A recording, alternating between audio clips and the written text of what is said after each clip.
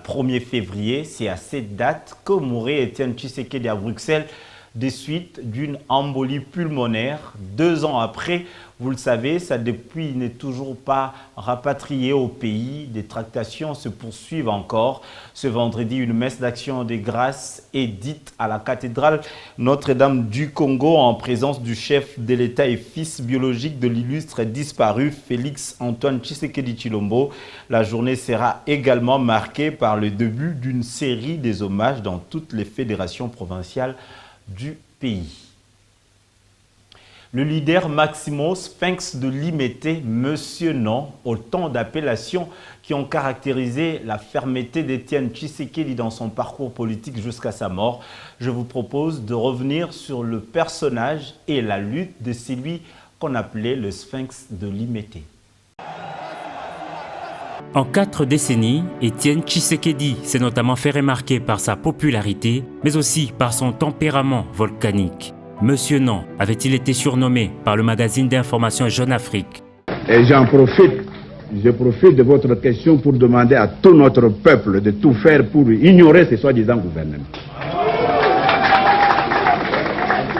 Et de résister avec la dernière énergie contre toute tentative de nous imposer un gouvernement quelconque qui n'ait pas de base de légitimité populaire. Ses multiples incarcérations dans les années 1980 lui confèrent une aura sans égale.